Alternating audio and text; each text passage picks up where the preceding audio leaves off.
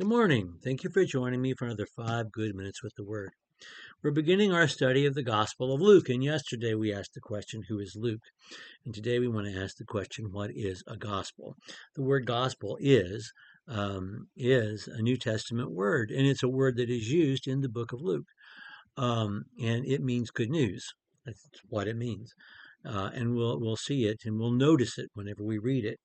But when Luke introduces his text, this work that he has undertaken in chapter 1, verses 1 through 4, he calls it an account, um, literally a text, a roll, like a roll of papyrus, a document that could be an official document that could be written and sealed on a standard roll of papyrus that the Gospel of Luke would have fit on.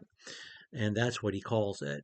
And we'll talk about more about this tomorrow when we talk about how his gospel is different. But his gospel is called a document, but an official document, a researched document. Um, we need to talk about history, and we need to talk about the way history is recorded. We don't think about it much. We don't have multiple words for different kinds of history in English the way the Germans do. But we recognize that there are different kinds of history. There's the congressional record, that would record, precisely what happened in Congress on a given day. And you could go and read that record. And in the same way, there would be a record of the kings of Judah, or of the kings of Persia, and those records being read play a role in the gospel. In the biblical account in the Old Testament. That's one way of recording history. And the books of Chronicles are very much written in that way. Not exactly, because there are some stories, like the story of Manasseh, which is so fully expressed in the Chronicles in a way that it is not in Kings.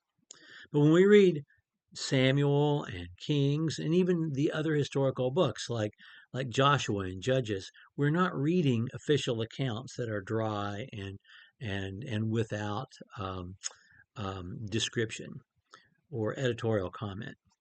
And what we have in those books is storytelling. And I don't mean storytelling and making things up like mythology.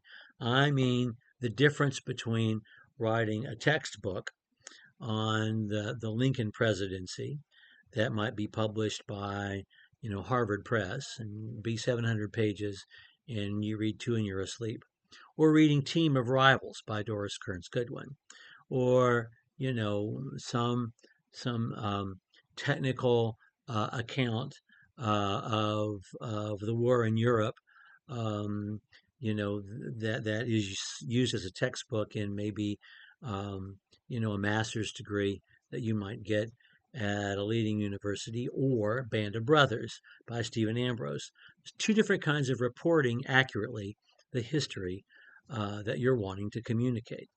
And a gospel falls in the former. But it's not just that, it's something else. Because a gospel is itself good news. And I think the best definition of a gospel is what we find at the end of Luke's gospel when Jesus is on the road to Emmaus with Cleopas and the other unnamed disciple. And how on the road they said, we're just so disappointed and downhearted because we thought he was the one, and yet all these things happened. And Jesus, in that instant, on their way to Emmaus, opened the scriptures to them and explained exactly the way the story of the Messiah unfolded exactly as it was supposed to have unfolded, that it was God's eternal plan. Now, that's what a gospel is. A gospel is not just a biography of Jesus.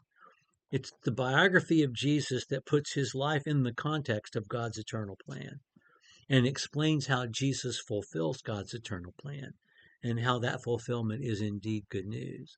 That's what a gospel is. And that's exactly what Luke does, and does for a particular audience. And we'll talk more about that next time, who is Theophilus. But he is sharing Jesus because, as the writer of Hebrews says in Hebrews chapter 1, verses 1 through 3, Jesus is God's communication. What we know about God, we know through Jesus. And the written word is just a tool that is used to express Jesus. And so that's what he does in his gospel, and that's what a gospel is. A gospel expresses Jesus in context, and that's good news. Okay, we'll close. There's more we could say, but I took 10 minutes yesterday, and I may take nearly 10 tomorrow. So we'll close this session of 5 good minutes, and we'll talk about how Luke's gospel is unique next time. Thank you for joining me for 5 good minutes with the Word.